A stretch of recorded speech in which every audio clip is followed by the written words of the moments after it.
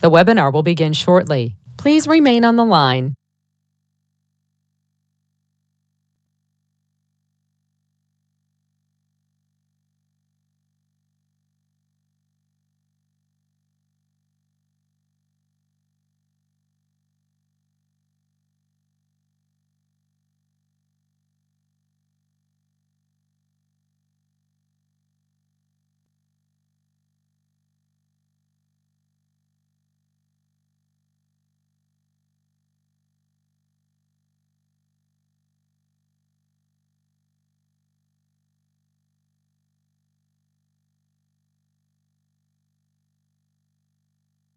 The webinar will begin shortly. Please remain on the line.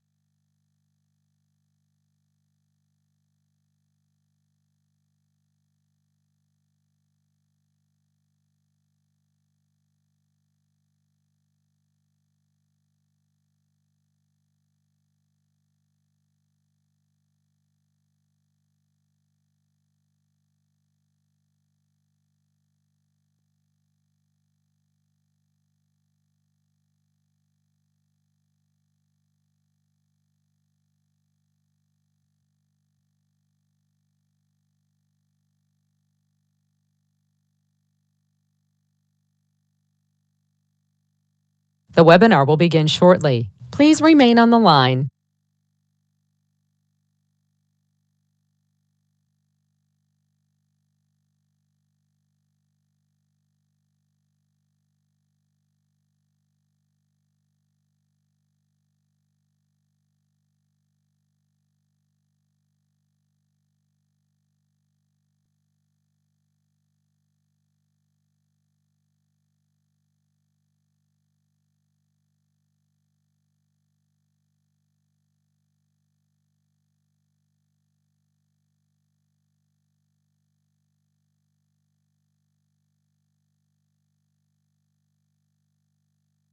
The webinar will begin shortly. Please remain on the line.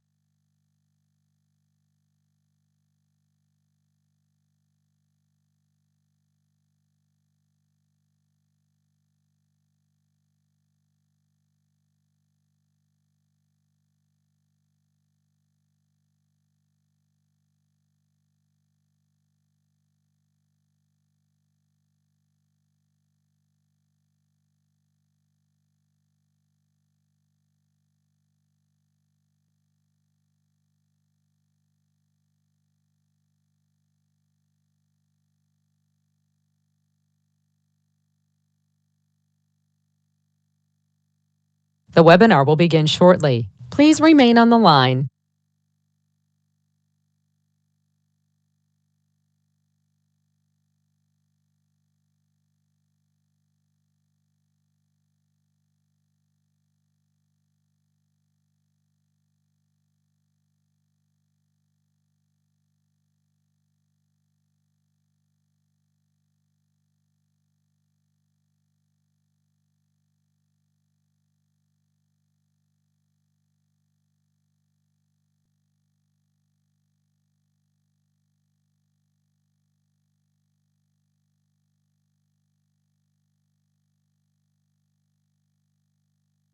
The webinar will begin shortly. Please remain on the line.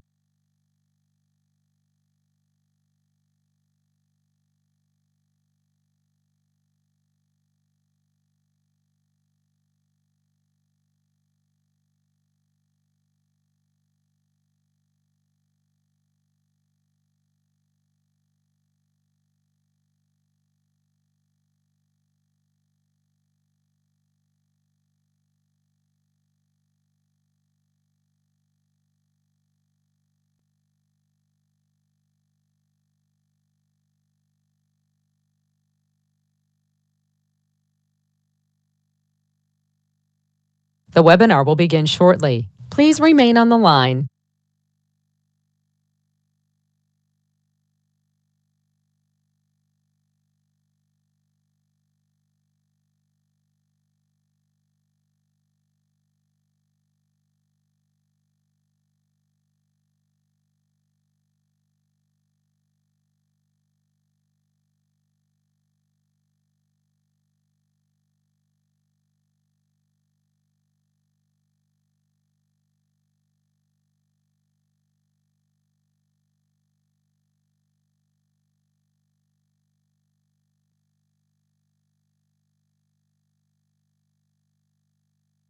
The webinar will begin shortly. Please remain on the line.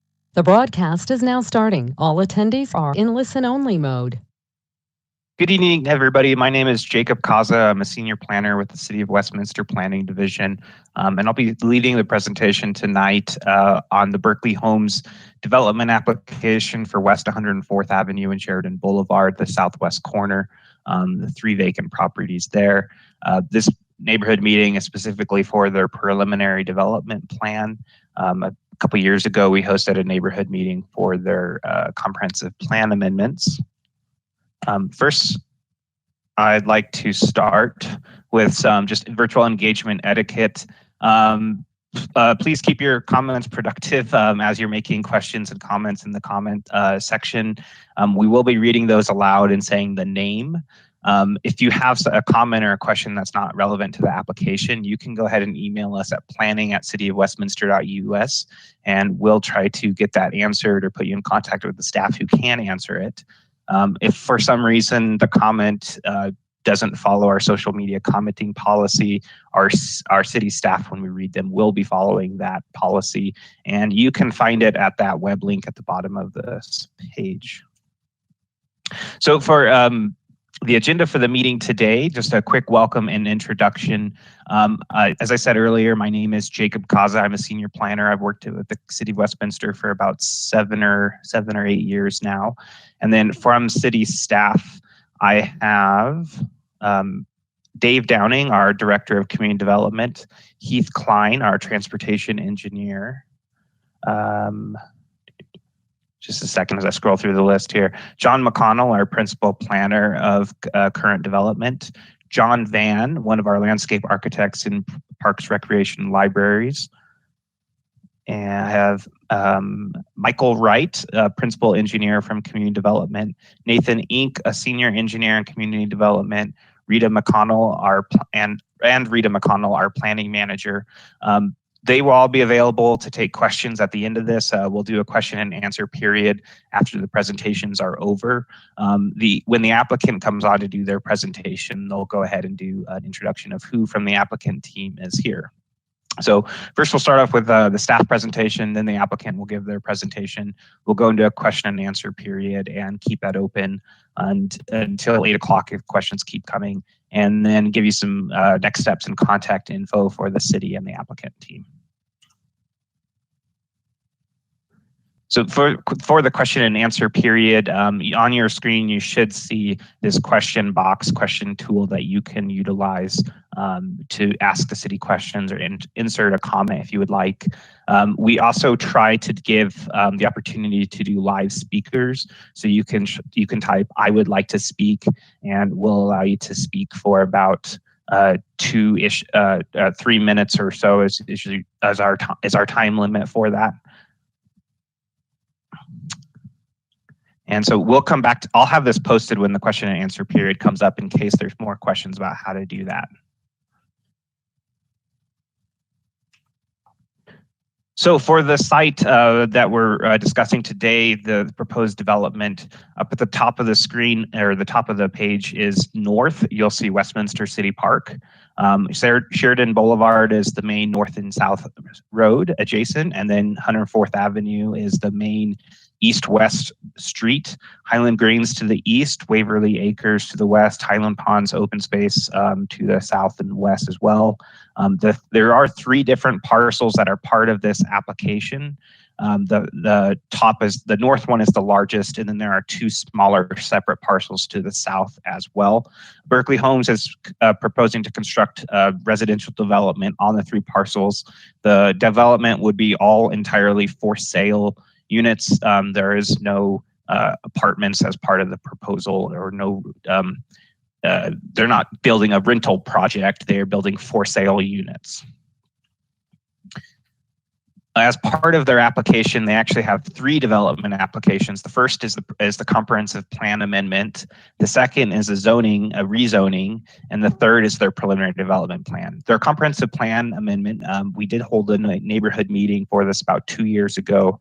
Almost exactly. And so this is their current designation, residential R3.5.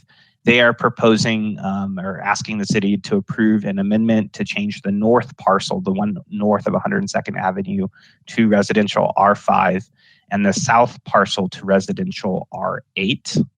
On the zoning, the most southern parcel is actually designated planned unit development, and the two northern parcels are O1. The city has a mandatory requirement that any development over 2 acres in size has to rezone to planned unit development. And so they don't have a choice in what zoning category to go to. Any development has to go to PUD. PUD is kind of a catch-all category where you create zoning entitlement documents like a preliminary development plan that would entitle the development. So that's their zoning application. This is a screenshot from their preliminary development plan, their site plan. This is from their first submittal. The applicant has already told me that they are planning on changing this slightly, and they will be sharing their updated site plan during their presentation.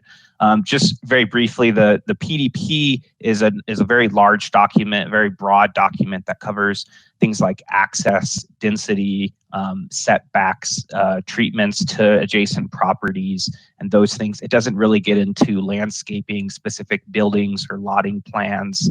Some of those aspects are reserved for the official development plan, which is another application they'll have to file. So here, north again is at the top of the map. Along Middle Highlands Creek open space, they would be dedicating, making a public land dedication, which would presumably be city open space and then include a trail along that creek corridor there. Up in the very north, they're proposing single-family detached homes, and then in the south, again, single-family detached, transitioning into some townhomes and duplexes up along Sheridan Boulevard. The access points they're proposing are along one access point, new right-in, right-out along Sheridan Boulevard, and then a new point at the 101st Avenue intersection there. And then they would connect twice into 102nd Avenue. The very west access point would only be an emergency vehicle access, so it wouldn't be available for cars to go through that, only fire trucks and police and such. And then one other access point on the most southern parcel connecting down to Benton Street, and this would give a second access for the existing Waverly Acres and Highland Meadows residents to access the traffic signal at 101st Avenue. So that would help the neighborhood really get a better access in case they wanted to make northbound turns going north on Sheridan. The proposed densities they're asking for, again, from the comprehensive plan, are 5 dwelling units per acre on the north and 8 dwelling units per acre on the south. On all of these, they would designate specific areas of type of units. So in this plan, they're stating that only townhomes and duplexes can be built, or the townhomes and duplexes could only be built up against Sheridan, and they wouldn't be allowed to be built in other areas. The developer is going to cover this a little bit more during their presentation as well. For the development review and permitting process, I've got the four different categories of applications put up together. The comprehensive plan amendment is their first application. As I stated, they did apply for that about 2 years ago, and we did the neighborhood meeting in April of 2019. That is still being reviewed by staff and will require review and consideration by the Planning Commission and City Council before any decision is made on that. The rezoning and preliminary development plan are 2 applications that are done together. That is what we're currently reviewing and discussing tonight. We have completed our first staff review of the application and the preliminary development plan document and the associated studies. So I've highlighted the neighborhood meeting is where we're at. There will be additional staff reviews as needed. Usually this is done in 2 to 3 reviews. Occasionally it could be more. And that PDP and rezoning will require review and consideration by the Planning Commission and City Council. But the PDP is not their final entitlement document. They still have to get approval of an official development plan application, and that would include a lot more of those details I was speaking of earlier, such as setbacks and the lotting plan and such. The official development plan has not been received application from them. But it would go through a very similar process as the PDP, reviewed by staff, a neighborhood meeting, and then additional reviews by staff. It will require review and consideration by Planning Commission as well. And then finally, if those documents are all approved by the Planning Commission and City Council, then they could proceed into their civil construction drawings and building permits. Those documents would be administratively approved if they met the criteria. The city does have standards for the approval of a preliminary development plan. You can find them on the city's website, cityofwestminster.us, and go to our city code. And we have an app called Muni Code that hosts all of those. In Westminster Municipal Code 11514, you can find all 10 of the standards. They range from traffic to access to sensitivity to adjacent developments. Kind of across the board, there are broad criteria that the City Council has to consider when reviewing this and considering this application. And Tyler and Marcus, if you would join me, I'll go ahead and click through your presentation now. Terrific. Thank you, Jacob. Can you hear me okay? I can hear you, yes. All right. Thank you all very much for joining us. My name is Marcus Pochner. I want to, first of all, thank Jacob and the City of Westminster for all their work on this and for hosting this neighborhood meeting. I do want you to all know, I think we've seen a few questions that some folks are having, or one person is having some issue with sounds. Just encourage you to log back in. We have not heard that from any other attendees. So, ladies and gentlemen, my name is Marcus Pochner. I'm a consultant at Berkeley Homes. If you don't mind going to the next slide, please. I'm just going to cover a little bit of an agenda here of what we plan to cover in our presentation here this evening.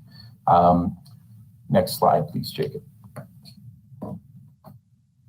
This is just an overview. I probably will be about 15 minutes going through this presentation. We'll start with some introductions of our team. We're going to talk about the outreach that we've done with all of you. Many of you, I see a number of familiar faces from names of attendees at previous meetings. We're going to give just a brief update on that comprehensive plan. I appreciate what Jacob said. That has been some time ago since that neighborhood meeting was held to talk about the comp plan. We have discussed that throughout our neighborhood outreach. So I'll highlight a little bit of that, talk about our current site plan, that PDP application, is really go through some detail on that, talk about next steps, and then really look forward to kind of the Q&A with all of you. Next slide, please. Just a little background, just as my firm, the Pochner Company, what we are doing, I am not a consultant. I am a consultant to Berkeley Homes. I do not work for them. I work with Berkeley on a number of different communities. My job is to come in and facilitate neighborhood discussions to really try and create an atmosphere for inclusive neighborhood planning. So our job is to frankly listen to all of you, hear your requests, and see if there's a way that we can work with the proposed developer to help shape and influence those plans, particularly how they adjoin, abut, and kind of border and buffer your communities. It's so important to work on those transitions. So next slide, for who I have joining me tonight for our question and answer period, I have Tyler Jones. I think on the next slide is up. Tyler is the land acquisition manager. He has been in many of the community meetings with all of us. And then Jeff Willis is the president and owner of Berkeley Homes. I think that's on the next slide there, Jacob, if that will move. These are the two gentlemen that will be here. We actually have a full team. If there are other additional questions that we're not able to answer, I'll probably field them and then work with Tyler and Jeff to be sure and try to answer your questions. We thought it was very important to have our president and owner of the site to really be able to walk through any of the details. Next slide, please. This next slide goes through a little bit of more detail about Berkeley Homes. And I just want to say, as somebody who works a lot in this arena, you all know your neighborhoods incredibly well. Berkeley Homes has done 3 Westminster neighborhoods. Some are very close to this site, but we wanted to give you examples. People always ask about the kind of built environment. What's the architecture? How do these homes look and fit in the neighborhood? So the one that you're seeing on the left of your screen is at Skyline Greens. That's at 88th and Lowell. So that's actually a duplex or a paired home product. So we'd encourage you to go look at that. The one in the middle is Schoenberg Greens. That's down at 73rd and Sheridan, 73rd and Sheridan. That's kind of a smaller lot, single family home. So again, that's another example of something that we'd like to build here. We'd love for you to go look at that. And then on the one on the right is Connections. The Connections is just out, just south of the city building, kind of across from the RTD parking garage. So we'd also encourage you to go look at that. That's another example of a smaller lot, single family home. Next slide, please. What I just want to show, this is actually a slide that Jacob had up previously, but I just want to give you a little bit of the context here for where we are at. As you all know, we are fully encompassed to the west and kind of to the south of us by Waverly Acres. So those are the existing neighborhood that we adjoin. To the immediately south of us are Highland Meadows. Jacob, if you can go to the next slide there. And then we've had a number of attendees and a lot of interest from the folks across the street, which is Highland Meadows. That's kind of the framing of our site. As you know, the two large parcels that Jacob mentioned earlier. This slide here is the community outreach. Just a brief recap on kind of what we've tried to do over the last couple of years. In 2019, we started with a large neighborhood meeting.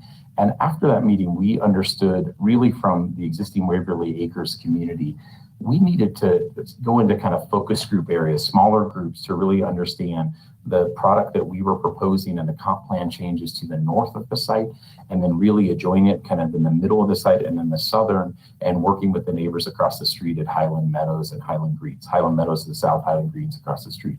So we worked to diligently kind of work this with focus groups so we could actually have very detailed discussions about our site plan. We continued that in 2020. We actually did additional community meetings, 4 focus groups there, had great attendance, 55 plus attendees from all over the neighborhood. From those, we took the submittal and we made revisions to these plans, to the PDP, to our comp plan discussion, and we submitted those. I will just take a pause there. At the end of 2020, we then had kind of the pandemic set in, as you all know. So it was a big gap between the end of 2020, really from about June on, and really through this first part of 2021. Now we're having this meeting, just so you all know, we noticed about 377 community members for this site. That's everyone within 500 feet. We went a little broader than that notice area because we also included anybody who'd ever come to a meeting previously. So thank you again for joining us tonight. Next slide, please. This next slide is just an example. Many of you that are neighbors nearby understand the way we did it, where we had sessions and kind of the breakouts, if you will, where we focused on kind of the northern and how this worked immediately against your community. The session 2 is the neighbors just to the west, and then 3 and 4 was usually the southern neighbors and then across the street with Highland Green. So we wanted to understand those different things, the transportation, the roadway, and the housing typology. So this is a flyer that probably many of you received when we did these types of meetings. Next slide, please.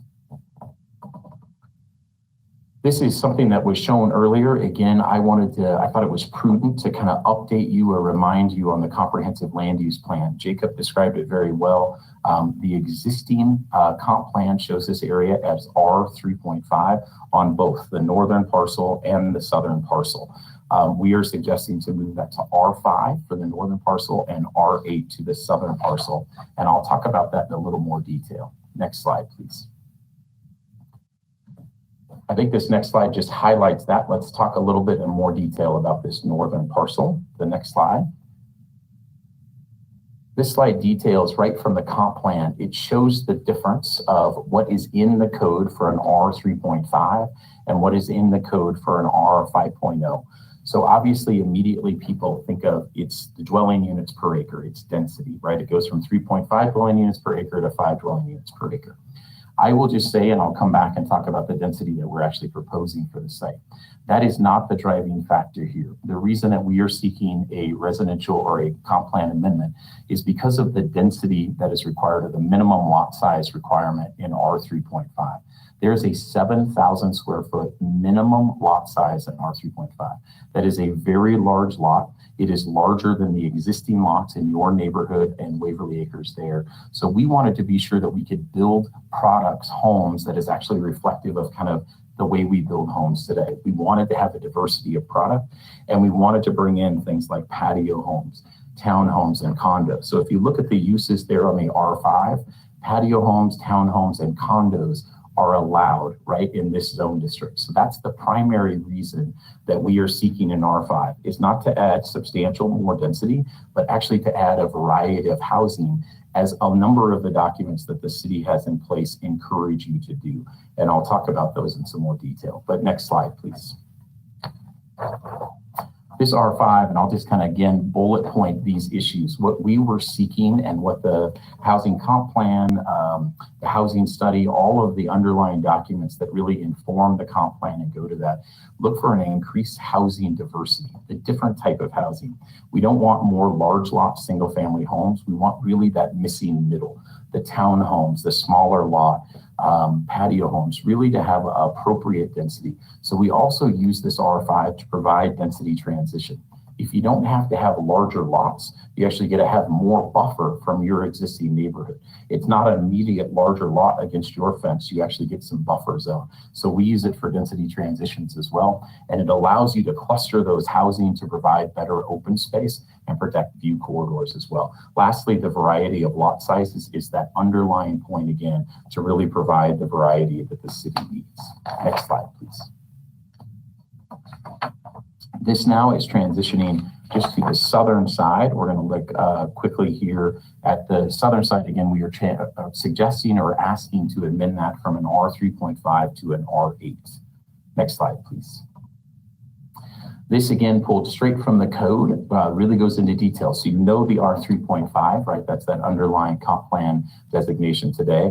Again, primary issue here is the 7,000 square feet minimum lot size, right? So that is there. What happens in an R8 zone district, what that allows you to do is really the same uses. You see the patio homes, townhomes, condominiums, but you do get a little more density, right? The one thing that I want to talk about here on this R8 is this southern section that we just showed you on the map. The reason we are seeking R8 is we also are building some significant infrastructure to build in a full movement connection. So there will be a full movement intersection at 101st. As all of you know who live in the neighborhood today, there is not really safe passage out of the neighborhood. There is not a stoplight that you can move on a directed arrow to go north or south out of the site. So we are building that infrastructure. We also think that density is so important because it provides that buffer, that transition now of Sheridan, certainly a very busy roadway, and it provides that buffer into your existing neighborhood. So next slide, please. This, I won't go through all of these, but again, this is the basis of that. It's increased housing diversity, a balanced housing mix. We're actually adding 4 different types of housing in these 2 comp plan districts. That's such an important thing, this missing middle for the housing. I do want to note here in this R8, the southern one, the neighbors, specifically our friends to the south of us, said we do not want any townhomes in the R8 zone district. We are not proposing any townhomes in this district. So that is something that we heard specifically from the neighbors. Next slide, please. So this just shows that the other thing I just want to talk about a little bit is the growth of the city, kind of the way things have changed. I just want to put it in context of what we're doing. So I have the proposed R5 on the northern side, proposed R8. As you can see, to the immediate south of us is already R8. That is what is in the comp plan. And across Sheridan there where the senior community is, that is R8 as well. So we believe the context is completely there for these comp plans to add appropriate density along the Sheridan corridor. One thing I will note is that none of our traffic or none of the kind of the impacts that you normally think of go into the existing neighborhood. Rather, this site is very unique. It's going to absorb the traffic from Waverly Acres, which we think is wholly appropriate, but that's why we want to see a little more density to help in that transition and buffer. Next slide, please. So let's talk in a little bit more detail. I'm going to go quickly through this. I've already through about 12 minutes, but this was our 2019 site plan. And really, I'm going to throw 3 different site plans here and just talk about why we've changed and what we've changed. So I think what's probably important here, just looking at that, at the bottom of the screen, you see that our original site plan. So this is the basis of a PDP, right? This is kind of the bubble diagram that shows all of our neighbors. And this is what we went through in great lengths with our focus group. So we were proposing 5.35 dwelling units per acre for the 2 sites combined. So I just want to be sure we are not trying to maximize dwelling or density on this site. We are not seeking 8 units on that. So that shows we are seeking 5.35 in the 2 parcels combined. This was shown originally at 208 units. Next slide, please. We received some terrific feedback from all of you in these focus groups, and I tried to just kind of bullet it here so everybody could understand and see. So we went from the 2019 plan on the left to the 2020 plan. Here's the primary things, and you can just see and observe it. They wanted absolutely no connection on the roundabout in the northwest corner, which is Eaton Street. You all know if you live there, you said, please do not make that connection. We have made that only an emergency contact or connection, excuse me. Then the other end, they actually said, all of you said, we don't want any townhomes against us, right? So that Highland Meadows neighborhood just to the south of the site, even though it's R8, said, please don't do townhomes there. We'd like to see some other type of product. So you can see over here on the other side, really the change in that. We added additional buffering and additional parks and open space. And then we also heard this feedback, limit the traffic impacts, better trail connectivity, and keep it for sale. So everything we are proposing here are for sale homes on this site. Next slide, please. I'm going to again go quickly. This is where we were at in 2020. Some of you, this may be the last that you saw. I just want to kind of point you to the bottom. It was at 5.09 dwelling units per acre, and we were at 199 units. So this is kind of where we left on some of the issues with you all, some of the discussion. To the north of the site, you can see we almost kind of had a cul-de-sac layout as it went. As you all know, north of this site, Street B as it's labeled there, which is kind of the equivalent of 103rd, there is a dramatic fall slope down the site as you move to the creek. So we were showing that. We worked with the city, made a submittal, as we said to our neighbors that we would do, and we got a lot of feedback back on that. So what I want to show you next on the next slide really goes through the iteration now that is in front of all of you. So this next slide, Jacob, I think shows the changes from 2020 to where we are at today. And the one on the right is where we are at today. I will spend that in just a minute. I will kind of go through a little more detail on that. But here's the last things that we heard in the focus group meetings. It says centralize that park amenity. As you can see on the 2020 plan, the park was embracing Sheridan, right? It was really part of kind of a buffer, but not to the existing neighborhood. You talked about using the open space as a buffer, right? And show real trail connections. We actually want to understand how do we get to the area to the north, really protect the creek bed and that setback to the creek to the north, honor that kind of natural open space. And then again, if you were going to have townhomes, we only want them on the northern portion of the site and we only want them against Sheridan. The mandate from all of the neighbors in Waverly Acres was single family homes touching all of the existing neighborhood. So I just want to be sure that everybody sees only single family homes, large lot or small lot, are touching the existing neighborhood. So that kind of shows that. And again, we've tried to really honor that community feedback, all of those same items, which probably, frankly, we'll probably have to go through and question. But we've worked to limit that traffic impact to make sure our traffic flow does not go into your neighborhood, to have that better trail connectivity. I think you see that. And one thing I just point out is now that park is internal to your neighborhood. It actually buffers a number of lots there in the existing neighborhood. And we thought that was where the buffer was. The park didn't need to be along Sheridan. It needed to be adjacent to your neighborhood. Next slide, please. Folks, we are doing great. I've got just a couple of more minutes that I'm going to walk through here. This is just a little bit of a focus, if you will, on this preliminary development plan, the PDP that we want to talk about tonight. So this is the 2021 plan, what we're working on today. And I just want to give you a little context. So again, that northern parcel, right? We are at 4.18 dwelling units per acre. So 26 large lot, single family homes, really to the north, right? You look at those, it's everything of joining the neighborhood, your neighborhood to the north of that. We got significant more open space, natural open space down to the creek, and you can see the trails that are really making that connection. We have 27 small lot, single family homes, and then 54 townhomes. Again, across from the senior center, which is across Sheridan, we wanted that same R8, that same townhome feel. So we have those 54 townhomes. On the southern parcel, goes through our specifics, 47, again, smaller single family lot, detached, and then we have 48 duplexes. So I just wanted to point out again the 4 different housing types, that true diversity of price and product, and really so we can have a more inclusive community that we're proposing. We are still combined at 5.18 dwelling units per acre. We are not coming close to maximizing the site. It wouldn't be prudent. It wouldn't be the right thing to do for all of you. So we are at 202 units total is what we're proposing right now. Next slide, please.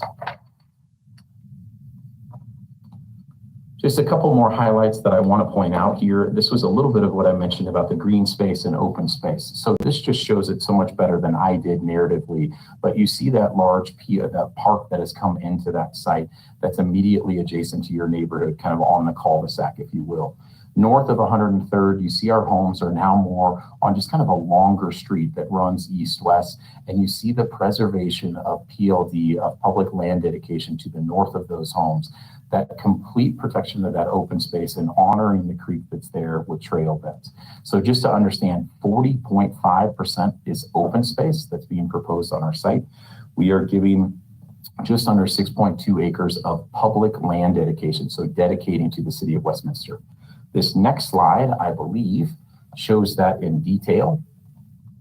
So that is, again, 6.19 acres. That shows that PLD, public land dedication. So that is something that the city has worked really hard to preserve that corridor. It's such a natural area, the trails. I know there's an underpass. I apologize, I don't know all the details, just to the west of this mapped area. So there'll be a crossing over to the north side where the rec center is in that area. So really making this a connected, fully integrated neighborhood. The other thing I just point out here is the Sheraton Edge. As you kind of look at this edge, that's a 75-foot setback there along Sheridan, where the townhomes are, and then nearly 100 feet where it's the single-family home. So you see trail connections, a mixed-use or a multi-use trail along Sheridan. So we're also making this a much more pedestrian-friendly along that Sheridan Edge as well. Next slide, please. This is something I wanted to share with you. We have shown these at almost every meeting because people have been very interested in the architecture. So just 3 or 4 slides here that show the architecture. So on the left-hand top there, you see kind of the top northern area. That's our large lot single-family homes. So that's approximately a 6,000 square feet single family lot. And that's some of the conceptual architecture that we're looking at.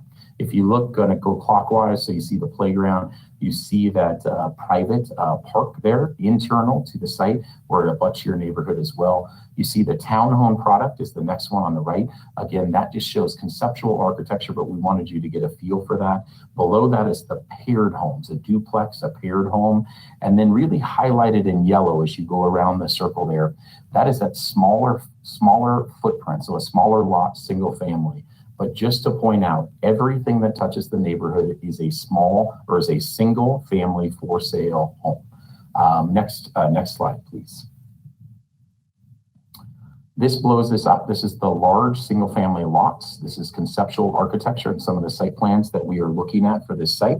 Love to hear your feedback on some of the architecture. Again, we showed this. These are updated, shows what we're thinking. The next slide, so that's the large single family. This next slide shows those smaller single family lots, right? So we want to understand that it has kind of a paseo up front. It really lives very well. It's just a much more sustainable and smaller lot where we're not wasting water or having too much turf area. Next slide shows the paired homes. So this is a paired home or a duplex. You've seen a lot of these. Again, a couple of renderings or neighborhoods where we have these in Westminster today, but this is what the duplexes will look like. Next slide, please. This final one, again, is conceptual. We have been working on the townhome form right adjacent to Sheridan. So we wanted you all to have kind of a chance to see this tonight. Some of you have commented before and give us some ideas about this initial conceptual architecture. The last slide here, I think that I want to show you, maybe we've got 2 more here. This next one kind of shows just the side of a home, and something that I want to point out is that as we border your neighborhood and adjoin your neighborhood, if you see a home that is facing the side of the home, we will work very closely with the existing neighborhoods to have an active and a passive side of the home. We want it to have a passive home where there's not windows that are looking into your backyard. So that's something we do by design. I just wanted to show you kind of what the side of a home would look like in case there was any questions there. Next slide, please. Our last two are very simple. This is where we're at. Jacob would do it far better than I did. This is the comprehensive plan amendment. That's what we're processing. Again, I just wanted to update everybody today. The preliminary development plan, that's really what we want to hear your feedback on. The community, the site plan, really how we've laid it out. And then that rezoning application to go to PUD, which as Jacob said, that is something that's required over 2 acres to go to a PUD. We are here. We have a lot of city review. We certainly will have continued community engagement. We want to hear it tonight. We'll come back to you again as we move through this process. We're not at all scheduled for planning commission or city council. So I apologize. I took 23 minutes, but I want to thank you all. We are here for any questions. I've seen a number of them come in, so our team will be ready to go. But Jacob, that completes our presentation.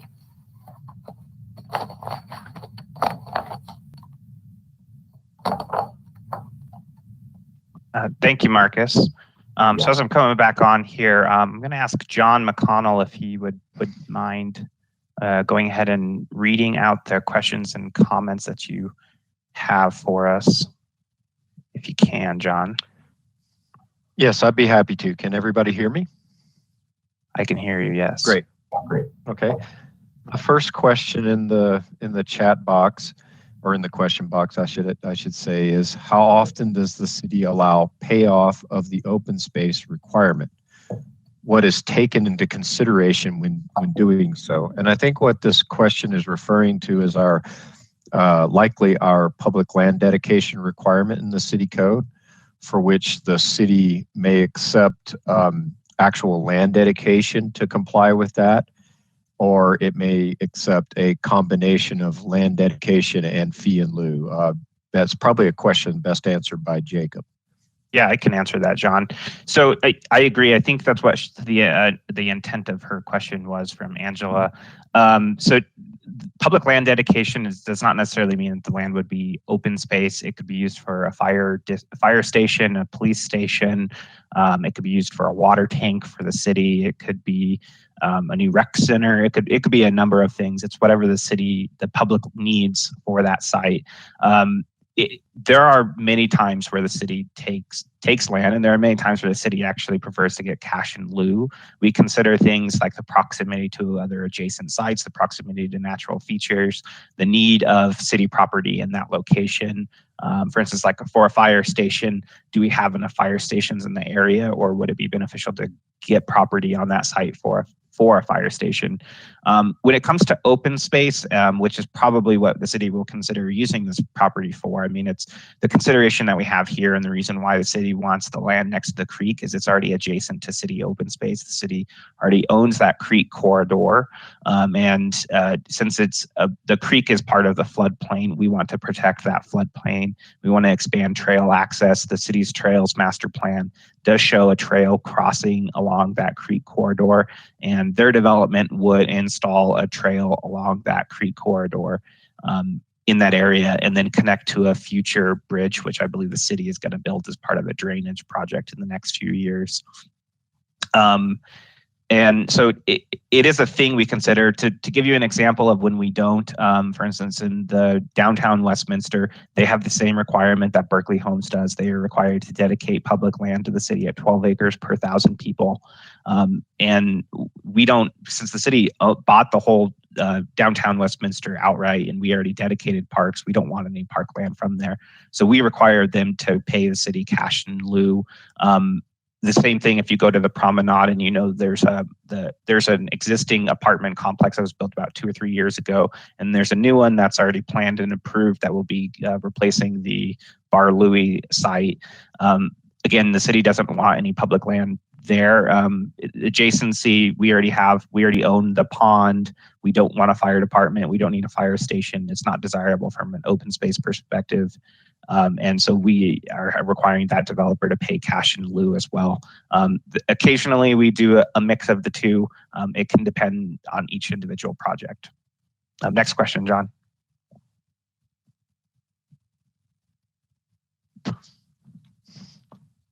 Okay, the next question is, why do you need R8 near Highland Meadows? That's probably for our applicant. Sure. Yeah, Thanks, go John. ahead, Marcus. You got it. So I would say in Highland Meadows is just to the south of our site. That's an existing R8 neighborhood in the comp plan. So why do we need that? I just want to kind of reiterate, it's to provide smaller lot sizes and product diversity. The other thing is when we showed the north and south parcels, right, we cannot transfer density over 102nd, right? Those are separate parcels. So we need the R8 to provide adequate density, really to provide for that infrastructure, that full movement of 101st. So that's something that we're doing. Again, I think we talked about, this was a specific request, and this actually came from somebody near Highland Meadows. They said, don't put townhomes there. So we agreed to that, but we had to get the density in another way. So we moved the density, the townhome product out of that southern area. But that was really kind of the exchange that we talked about. So we still need that R8 for the appropriate density and appropriate intensity to really buffer the impacts of that street connection. Okay, the next question is, why do you I consider such a drastic change to the R3.5. Do we need a variety of homes in this one project? I understand the need to have variety in the city. Sure. Jacob, is that okay? I'll just, the thing I would add there, and this is maybe, something that we've talked a lot about, is one of the goals of the city housing plan is to have this diversity of product. And we are able to provide 4 different housing types in this plan. I will also say, and I mean this with full respect, I don't think this is a drastic or dramatic change at all from R3.5. In the end, and what we're proposing actually ends up with a density of 5.18 dwelling units per acre. So we're never getting near R8. We're not seeking that density. But what it allows us to do is provide that infrastructure for the existing neighborhood, for Wavelanders to really have that traffic movement for us to do that. So we think this is really reflective of what the city wants to see to provide that missing middle type of homes. And I will just say the last thing that was identified in the housing study was that we needed more large lot homes. That's why we need to move out of R3.5, is because it required a minimum of 7,000 square foot for a lot size. And we don't believe that's the product that we need today in Westminster. Yeah, Marcus, I'd like to add on to that just a little bit from the city's perspective. As Marcus had mentioned earlier about the housing strategic plan and several of the housing studies that the city has, there has been those studies have indicated, and the city council has accepted those, that the city needs to achieve more mixed middle housing or greater variety in the housing. The vast majority of houses in the city are closer to the R3.5 style single family detached homes on usually larger lots. And that was the recommendation out of the study and the direction that we have from council generally. Now on this specific site, it is something that the city sees as a desirable thing to have a mix of housing types. The city does not consider a duplex or a townhome to be incompatible with a single family home. We think that they can be next to each other, and we don't think that there is any negative associations just because one is a townhome and one is a duplex and one is a single family detached home. Next question, John, or next comment. Thank you. This is a comment. Increased density means increased drain on city water supply and resources. Next is a question. Will all this be paid for through a special tax district? Can you take that, Marcus? Absolutely. Thank you. We are not proposing a special district on this site, so there will not be a special taxing district. Next question, John. Okay. Next question is, anything between us and Sheridan is a buffer. What's the logic that it needs to be high density in this area? Jacob, I'll jump in on that. I think, that's certainly kind of a planning discussion, if you will. I think just the idea of Sheridan, the impact it has, the existing traffic, I think that there's nobody that would question that a townhome form would absorb some of that noise and traffic more than a single family home, right? It's just a scale argument. It's just kind of talking about that. But I think the thing we just want to really talk about is that medium density to provide diversity and more attainability. So it's not just that it's a good buffer. It also provides attainability. People can afford to move there. It's not just a large lot single family home. So I think it's that combination of that, the buffering. I think high density, just to remind everybody, that's an R18, right? That's a multifamily, that's a very dense product. I would just point out that these homes, a single family or a paired or a townhome, all have the same height. It's the idea that they're connected and really absorb that impact from the roadway a little better.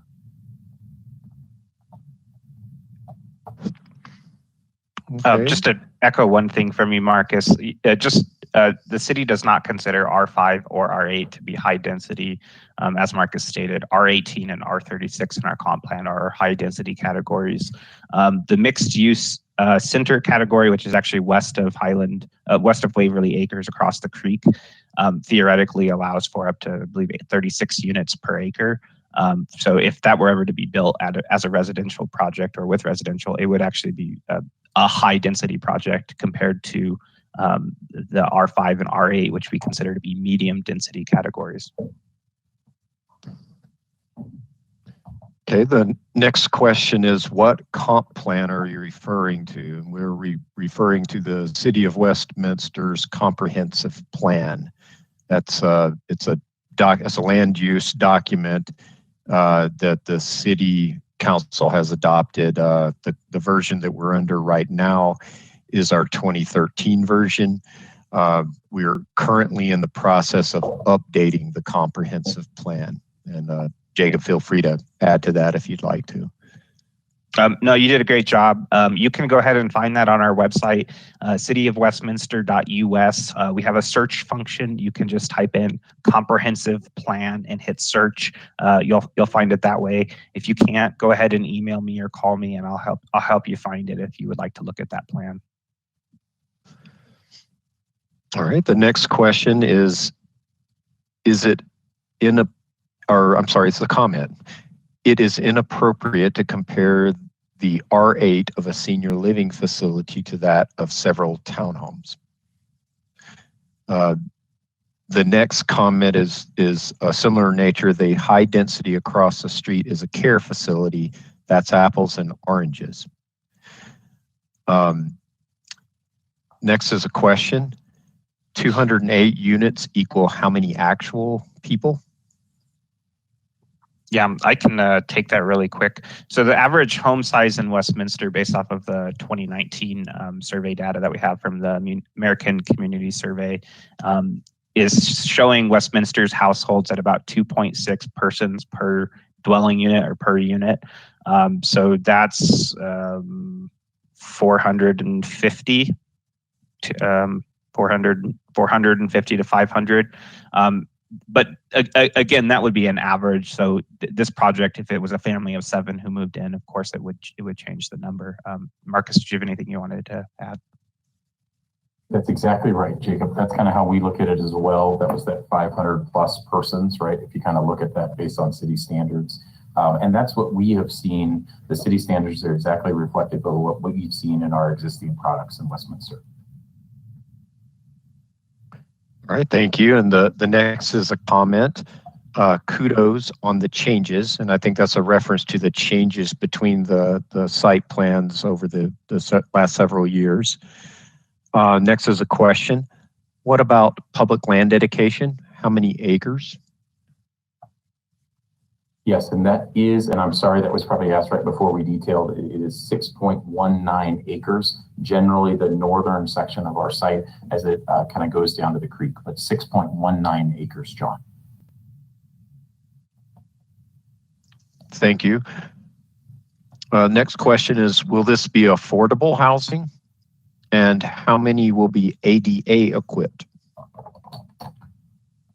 Terrific. I'll go ahead and jump in on that if that's all right. Yeah, I just want to say this will not be kind of affordable, like deed restricted affordable product. But the very reason that we're seeking kind of the diversity of housing product here is to provide that missing middle housing to make it attainable. So a large lot single family home is the most expensive home type that you have. So by providing this product diversity, we're working to address attainability in the neighborhood.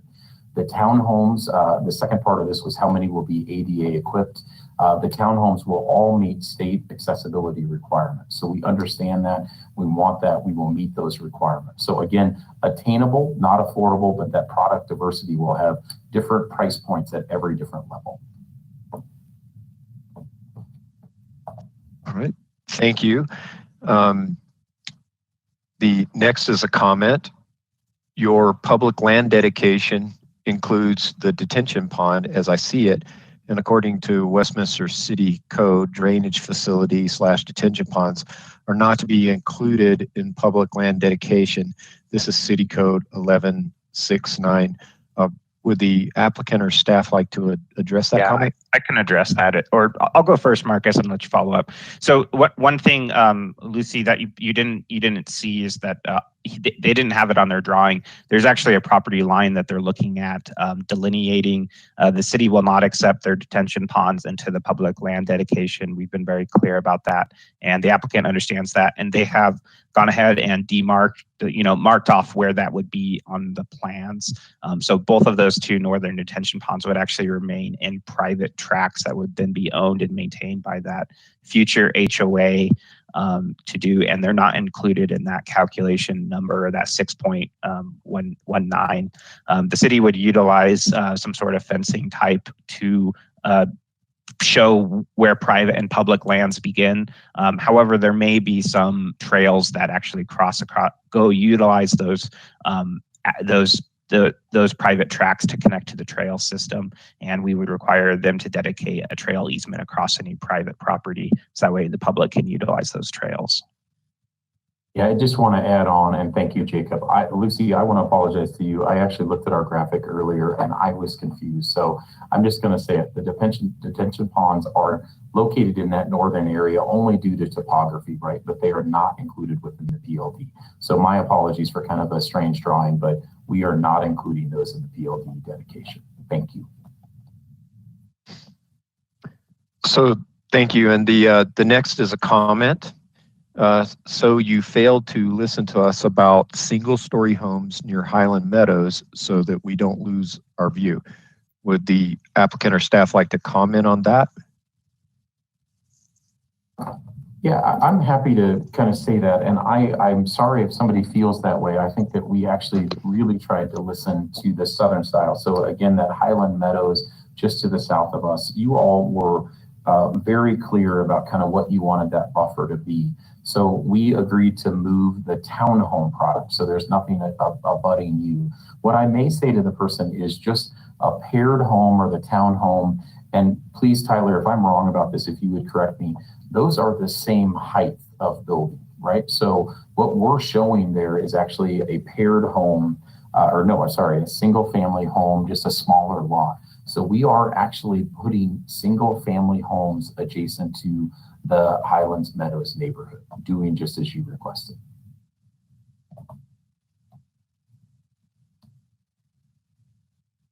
I'll just add on one quick thing. The city does not have any design standards or design requirements that would force a developer in any part of the city to protect the views from a private property. Our city comprehensive plan does require protecting views from public property, so public lands, and so that's designated through view corridors and vistas inside of the comprehensive plan. If you'd like to see that, email me and I'll be glad to share it with you. But there is no requirement that a private landowner maintain a view for another private landowner. Go ahead, John. All right, thanks. Next is a question. Are the townhomes only 2 stories or 2 stories with a garage on the bottom, effectively making it 3 stories? Yeah, again, and I'll just jump in on that. They are 2 stories in height. They have a 2-car attached garage. So all products that we've shown have attached 2-car garages and are 2 stories tall. The one thing, and I'm sorry to go back, the previous question actually said a single story home. I just want to be clear, and I'm sorry, we have never shown a single story product. We don't have a ranch style home, and that's never been in the plan. So I just want to clarify that. Thanks, John, for letting me go back on that. No problem, Marcus. It looks like you actually answered the next question. Will there be any ranch homes? So thanks. Maybe I'll look ahead next time. I apologize. Yeah, we don't have that plan right now, but I think that people love that ranch style product, but we do not have it in this plan. Great. So let's see the next question. My screen got a little wonky here, so bear with me. I can read it for you, John. Do you know the range these homes would cost? Go ahead, Marcus. Sure. Thanks. I'm going to actually, Tyler, I saw you or heard you a moment ago. So can you just give generally the range of the house prices or proposed house prices here? Yeah, so we are still finalizing the architecture component and just generally what we are anticipating for the product specifics that we are going to be putting out here. But I would expect that our pricing would be kind of in line with what we're currently seeing, kind of at 88th and Lowell at Skyline, and with kind of duplexes in the 400s, and then up and down from there with the different product types. I know that's not that specific, but we are a little ways out from that and still working on products and architecture. Okay, Thank you. And so the next question is, with the beautiful view of the mountains, why will not any homes have a rooftop deck, or will they have backyard second floor decks? Yeah, I think one thing we want to be completely cognizant of is the surrounding area architecture, right? So you all know your neighborhood. I think that's something, again, we're still conceptual on the architecture, but we want to complement that surrounding neighborhood, so the surrounding architecture. So that's not our plan right now at all. We will go through kind of a process. Jacob could probably tell you that is something that's detailed in another step with the city. But for right now, we are not proposing any roof decks to take advantage of those views.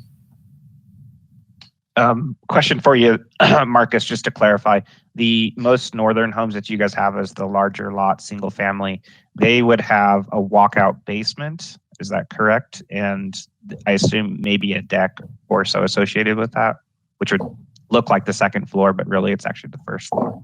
Completely fair comment. Do you mind confirming that, Tyler? Yes, that is correct. The larger lots on the northern side of the site will take up quite a bit of grade coming off that 103rd down into the creek. So there will be, they will all be walkouts there and have back patios and decks. Okay. Thank you. Go ahead, John. All right, I think the next question has already been answered. Why won't any homes have a rooftop deck? I'll move on to the next one. Are there provisions at 101st to prevent the new residents from cutting through Highland Greens when heading east? There are a number of small children on that stretch, and it's already very dangerous.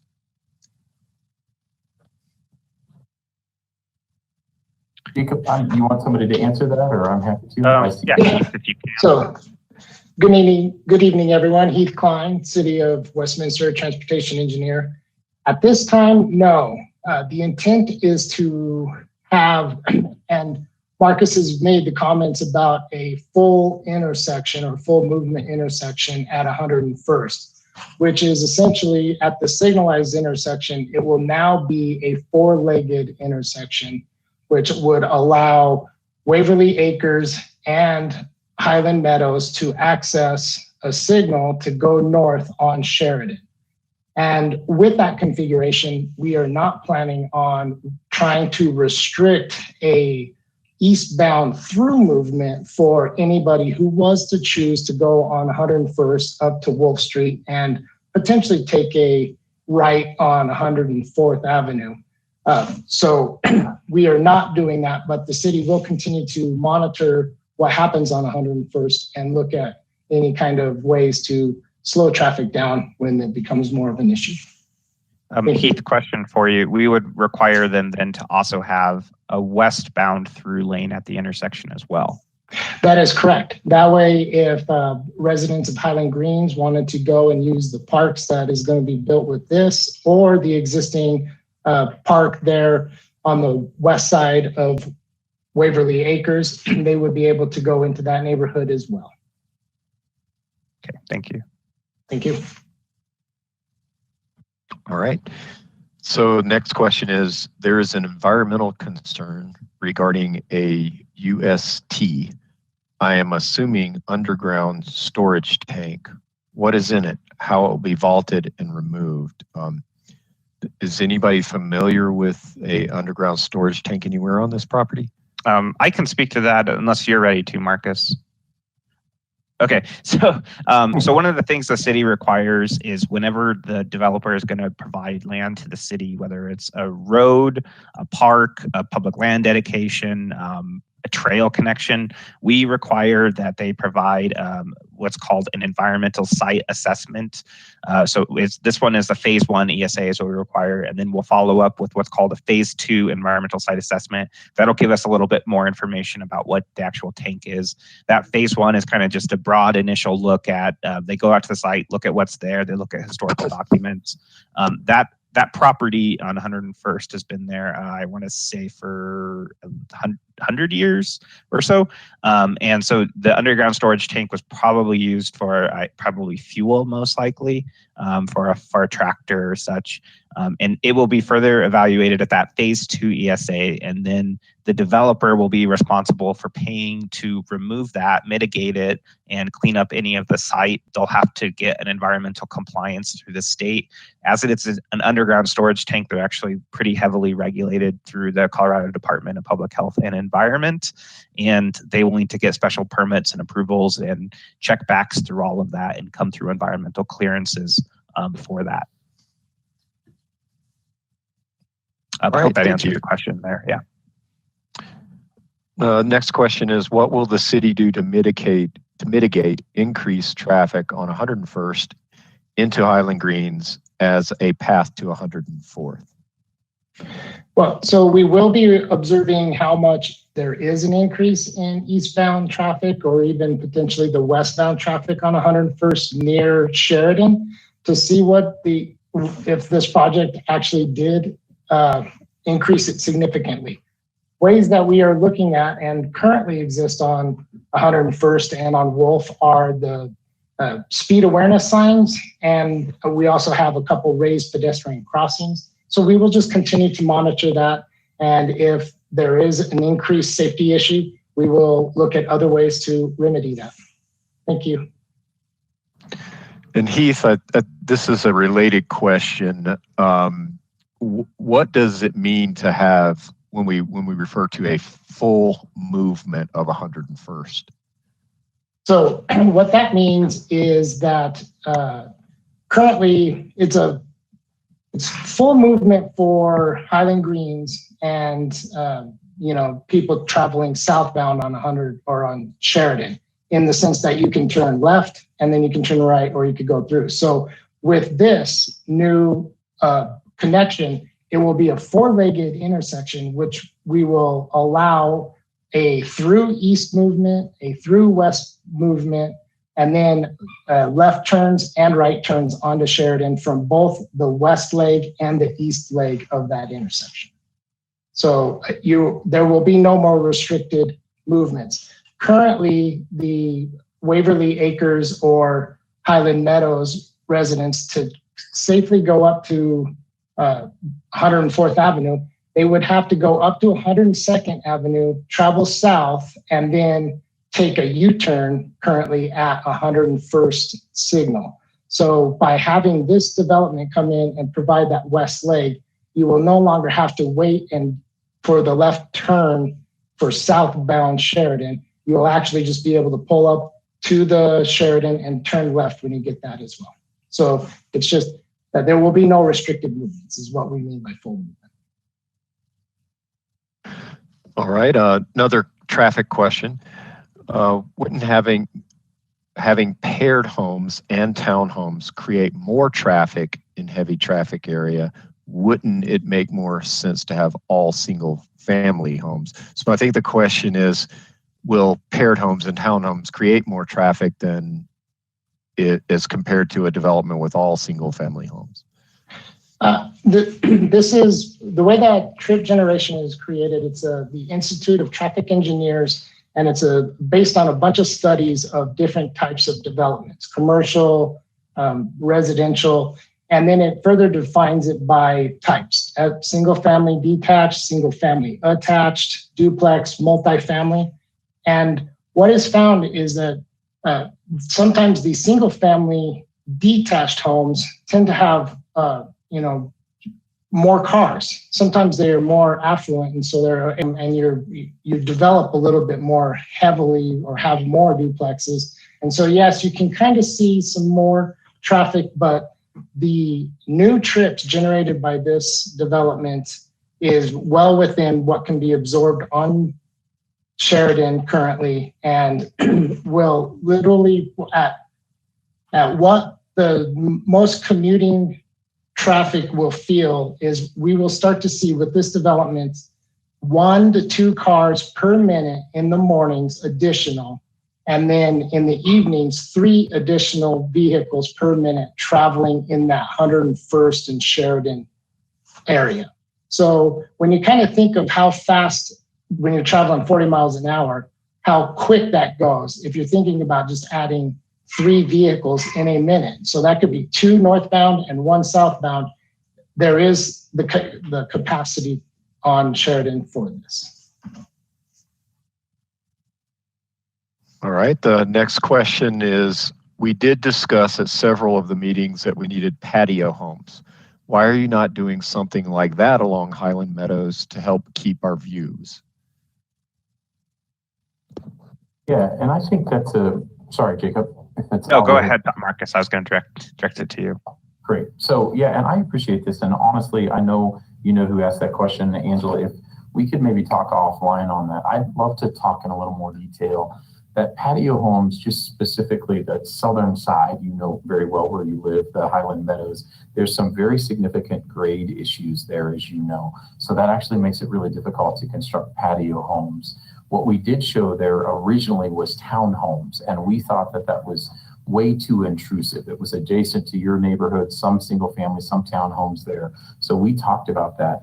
What I think is happening, and Angela, you can tell me if I'm wrong about that, is it's hard to see that plan that we're proposing here, but we are proposing a single family home adjacent to you. So it may not look like that, but I just want to be clear, that is, we are proposing a small lot, single family home. And if you're on the south side, which I know you are, you would be looking at the side of one single family home. So I think I'm just not showing it correctly, but Angela, maybe I can follow up with you and show you that. But again, we are actually better than a paired home or something like that. We're doing a single family home adjacent to your neighborhood. All right, thank you. The next question is, there's currently a cul-de-sac on the northwest side of the current neighborhood, Eaton Street. The current building plan shows that cul-de-sac will no longer exist as a through street will be added. Could it be considered to keep a green belt separating the current cul-de-sac and building a sidewalk to connect the old neighborhood and the new neighborhood instead? Therefore, keeping the old cul-de-sac and essentially creating a new one within the new neighborhood. So I'd like to go ahead and answer this one. The proposal is actually not to connect that street. That was one of the first proposals that they had in their 2019 site plan. I think from the city's perspective, we would be okay with either option. But the option that they're pursuing based off the community feedback is to actually create a separate cul-de-sac there. It would only be an emergency vehicle access, which would allow for a pedestrian connection. And then it would be just a landscaping kind of green belt where people could walk up and down the street there along what would be, assuming we call it 103rd Avenue. So it's not a connection through. Yeah, we agree entirely with you. The premise of your question, we are doing just what you asked us to do. All right, the next question is, are you going to have any homes with first floor master bedrooms? I was just told that we do have some of the home plans will have main floor master. So again, we're working on that. But yes, currently in those types of homes, we do have main floor masters. Next question is, what is the maximum height? Yeah, and this is something probably, and Jacob, I'm not trying to defer to you. These are all two-story homes, as we've talked about. I know in your code it has a maximum height. That doesn't mean we're maximizing it. I want to be very clear. We're looking at two-story homes, but that's something that is regulated by city code as well. Yeah, and that's actually a very timely question. So when we're talking about the preliminary development plan, and it covers large issues like how far off of Sheridan should these be set back, how close can you build a house, the actual house next to the existing homes. Those are all things that the PDP actually does. And one of them it also does is what's the allowed maximum height. So we would probably be looking at maxing them out at around 2 or 2.5 stories. And it would be either 25 or 35 feet. It's generally what we see for one of these. It's likely that we'll probably leave it at 2.5 stories with a 35-foot tall maximum. But that is still something that the city can change in the plan. That is something that we do in the PDP. So definitely, if there's a community, a lot of community feedback on that, that's something that the city can further evaluate when we consider it. All right. Next is a thank you from Angela Harris. Thanks for addressing my questions. I appreciate the changes in response to previous meetings and feedback. Next is a question. What is the environmental impact of this project? These buildings will be built in a habitat for prairie dogs, coyotes, hawks, and many other animals. Yeah, I'll answer that briefly, and then I'll let Marcus go ahead and talk about it as well. So as with any suburban development, the suburbs, as they are, just generally encroach into what would have been either native habitat or farm habitat. If the city of Westminster was not here, this would actually be a farmland. And a farmer would already displace the prairie dogs and the coyotes and maybe even the hawks as well. As the city has not designated this property open space and acquired it, there isn't a mechanism that the city could use to save that habitat. And it being private property has a right to file a development application to seek to develop their property in accordance with the laws of the community. It will displace the existing prairie dogs that live on the site. The horses that are being boarded on the site won't be there. It will minimize the amount of habitat for coyotes and hawks, for sure. Those are all things that city recognizes, and we know that's an impact, and that's generally just what happens with development and what happens in the suburbs. The only thing I would add to that, and thank you, Jacob, I just would say that I think the one thing the city has been so thoughtful about the PLD, that public land dedication, as you all saw on that map, they've really sought to have that dedication occur on the northern part of this site, right? Really along the creek and along. It's not the only area. I certainly understand that where some of these wildlife are at, but it really protect that. From that creek bed, I think there's about 160 feet separation from those homes, from the back of those homes. So it really does. So I'm not trying to say something that provides all the habitat that's needed, but I think it's been important to really protect that corridor there as well. So we did work with them. I think the city was very prudent in doing that. Yes, there is some displacement. We're certainly trying to work to minimize that. And, we have such great open space around this area. So hopefully some of those animals are absorbed into that space. Thank you both. Next question is, the city already has exceptionally high water rates. And in our climate zone, water scarcity is a growing concern. Won't this greater demand on a scarce resource lead to still higher rates and/or tighter restrictions on water use? Yeah, I can go ahead and answer that, John. So the city has reviewed basically the difference of changing it from either no units to 3.5 or no units to 5 and 8, and based off the comprehensive plan. adding 200 units is a negligible impact to the city's total water supply. We have 40,000 residential clients on the account, so adding 200 is not that much of an impact. The city does have the water supply to supply all of the undeveloped land within the city as the current comprehensive plan allows. The one thing that, and I've spoken a lot with our Public Works and Utilities Department about this, the number one thing that the city can do to reduce water is going to be addressing climate change and making changes to conservation. So that's fixing leaky pipes, changing out toilets and such. So it's not necessarily that the development itself is doing this.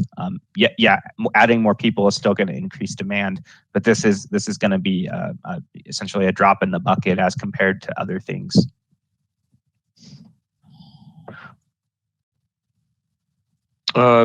Next question is, this isn't even on the 2013 comp plan, so how does it fit in? I'll go ahead and answer this one. So the property is shown on the 2013 comprehensive plan. It is designated in that plan residential R3.5, allowing single family detached and duplexes with that 7,000 minimum square foot lot. The applicant has already said earlier in the presentation they want to amend that designation to go to R5 and R8. So that's what they're asking for. That's one of the things they'll be asking City Council to approve. Great, thank you. All right, next is, so with that number of people, how many cars and trucks does that mean? Heath, if you have the exact number, you can jump on. If not, I think I have maybe the number. Yeah, I have some numbers here. So again, thank you for the question. So right now, with the 202 units that are proposed here, we're anticipating that it will add to an entire 24-hour period about 1,675. So 1,675 trips. So that is spread out over an entire day. And then what we also speak to, as I mentioned earlier, is a peak hour. So in the morning, like your morning commute and then your evening commute. In the morning commute, this development will add 120 trips in an hour. And then in the evening, it'll be about 154 trips in the evening. That is during that peak commute time. So 4:30 to 5:30 or 5 to 6. All right, and I think, Heath, you might have answered the next question. How many vehicles do you think this development will add to the traffic issues? Yeah, so again, right now we're seeing, and I know that there's going to be some questions that called into question that this study was done in 2020, and we did see on Sheridan Boulevard a reduction in trips during COVID, but we are using numbers that we had pre-COVID. So currently there's about 39,000 vehicles that travel on Sheridan, south of 104th down to about 98th Avenue. So this will be adding 1,600 trips to that number. And there was also a question about how do we get to these, the numbers. I was looking through. A single family house on average generates 10 trips in a day. So you think about going to work, coming back, maybe going to soccer practice, going to the grocery store. And whereas your townhomes per unit generate 6 trips per day. So now if you pair those, that's 12. So it's on the same vein as a single family home as well. So there's where some of those numbers come from. All right, the next question, are these LEED certified homes and how many cars, which I think he's already answered that, but. Yeah, we are not planning LEED certified at this time. Actually, we're still working through that. So I just want to be clear. I don't know if I can give you a full answer, Dawn, on that yet. We are looking at, substantial energy improvements, of course, because of new construction. I think the other thing is just from a broader sustainability perspective is also the smaller lots and really the water sustainability, how much more efficient these homes are on water usage as well. Okay, next question is, what is the missing middle cost point? Yeah, Would you go ahead and take that, Marcus? Absolutely. Yeah. And I think that's come up. And I know, John, just looking ahead, that next question talked about hearing inclusive and what are the price points, right? So I think it's fair to say, we're going through the initial pricing exercises here, but we think of attainability starting in the 400s, right? That's just kind of that missing middle. If you think of a large lot, single family home in Westminster, you all know that. I'm a native, grew up here. We all know kind of where that price point is, but we think of missing middle really starting in the 400s. So we're not at all trying to be elusive on that, but that's where we think that starts as the 400,000s. And again, then you can kind of segment that by all those housing types that we're proposing on the site. All right, thanks, Marcus. Next question is, how will the wildlife on the parcels be humanely treated? I think Jacob has addressed that there is some displacement there, but maybe this is more of a question for the applicant. I apologize. I think, sorry, John, I missed that. I heard Jacob and I looked away. So what was the question? It's relative to the wildlife on the site. It's how will the wildlife on the parcels be humanely treated? I just mentioned that Jacob had already answered the question about possible or likely displacement of wildlife. So this may be more of a question for you, Marcus. Yeah, and I apologize. We will meet any and all kind of city standards pertaining to wildlife mitigation. I probably will have to get back to you if there's more details on that. We'll certainly meet city requirements. I don't know if we have anything else planned for that. We haven't really thought about that yet. Yeah, and just to elaborate a little bit onto that, the city doesn't have specific standards on mitigation for that. If we knew that there were a threatened and endangered species protected by the Endangered Species Act, we would require the developer to get a wildlife study. If there were nesting birds, that'd be another thing we would do. Those are protected under the Bird Migration Treaty. So there are a couple different things that we do have to force the developer to look into. When it comes to predominantly the ones that are going to be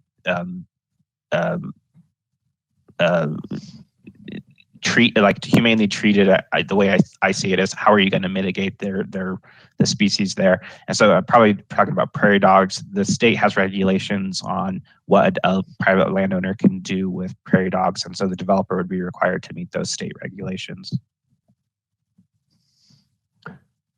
All right, next looks like a comment, cost equals price. Next question is, will this be controlled by an HOA? Yes, there will. Next two questions, actually. You got it. There will be an HOA on the new development. Yes.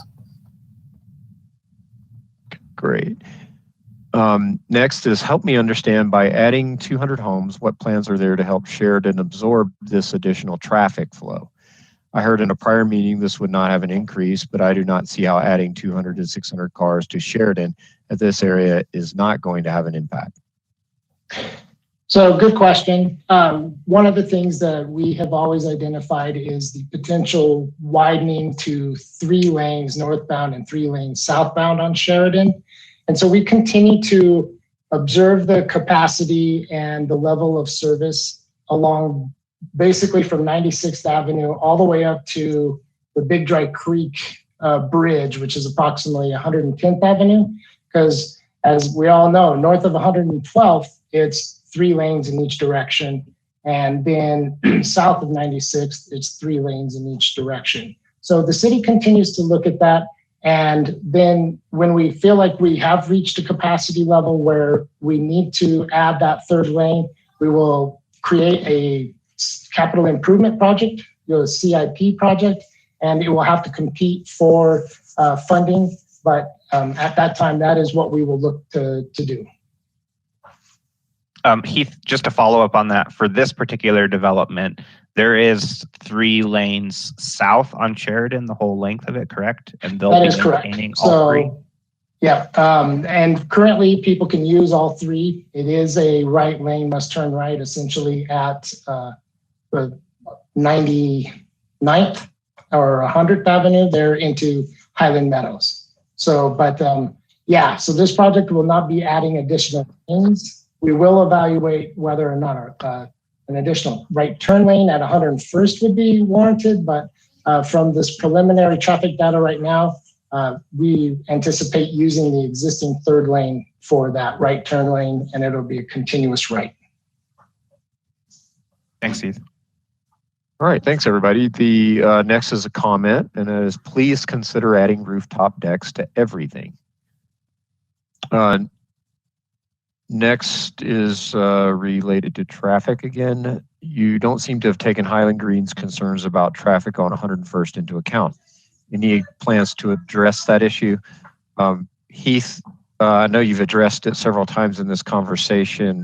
Do we think we've adequately addressed that issue or the question rather? We will continue to watch it. I don't want anybody to leave this meeting thinking that the city is not going to continue to monitor the traffic. Currently on 101st in Highland Greens, we see about 1,600 vehicles a day. So, you know, it's interesting that it's the same number as what we're talking about going there. But remember, there's a lot of the Highland Greens neighborhood that can just directly go up north of on Wolf Street to get to 104th Avenue. But we will continue to monitor and see if there is safety concerns, and we will address those as they arise. Thank you, Heath. Next question is, will the homes built along 104th have their backyards or front yards facing 104th? I can answer that for you, Marcus. So their backyards would be facing towards 104th, and then it would be the backyard about 150 to 200 in some places of public land dedication, which would be open space for the creek and for a trail corridor. Then it's the creek, and then it's 104th. And also, I would add, Jacob, for those citizens that aren't aware of this, the city does work with the developer to install an open space, open rail fence along open space interfaces between residential properties. So in this case, you would not see a row of privacy fences like you might in certain other areas. You would see an open rail fence like you do along other stretches of open space. Yeah. If you go north along Sheridan and you look at the new Legacy Ridge development, it'll be a very similar condition to that, with kind of walkout basements and then an open fence, and working on also keeping that view corridor down 104th for the city. Next question is, has Cdot approved the improvements on this highway? And I assume that means Sheridan. So good question, because Sheridan is interesting since it is a state highway at some portions. So it is only a state highway south of the US 36 interchange. So essentially think of it as 88th Avenue South is a state highway. 88th Avenue North is controlled by the city of Westminster up until 120th, where it turns into Broomfield. So no, Cdot does not have any jurisdiction on this portion of Sheridan. All right, thank you, Heath. Next question is, are any of the homes planned to have a first floor master bedroom? Yes, they are planned to have a master bedroom on the first floor. Sorry. Thank you. And next question is, how does being downwind from Rocky Flats affect this project? Yeah, I'll go ahead and answer that. So at this location at about Sheridan, from Rocky Flats, in case people aren't aware, Rocky Flats is it's currently a national wildlife refuge, but at the very center of Rocky Flats used to be a plutonium trigger facility for the U.S. Department of Energy. They created stuff for nuclear weapons. That had several fires in the 50s and 60s, way before me.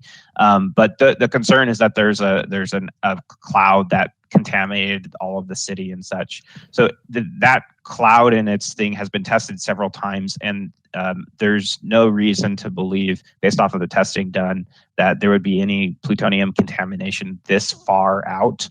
So the Department of Energy, after having been raided by the FBI and all such of these things, has looked at that. There's no risk this far out. It's a thing that we have to protect Stanley Lake from the runoff from Rocky Flats, and so the city has infrastructure for that. But this far out, it's not a concern that the city has. All right, thanks, Jacob. Next has an accent study. Maybe this is an accident study. Yes. Been done for this intersection, and what are the numbers? Heath So is our good number. question. Yeah. So an accident study has been done. So we tend to look at the last 5 years. So in 2020, there was one accident at 101st and Sheridan. There were 0 accidents in 2019 and 2018 that was geocoded to that intersection. There was 1 accident in 2017. We had 5 accidents in 2016. And in 2015, it was a big year. We had 13. So what I have not done is look into what happened. Was there like a construction project going on? And is that why we saw more accidents that were happening? Is there more congestion?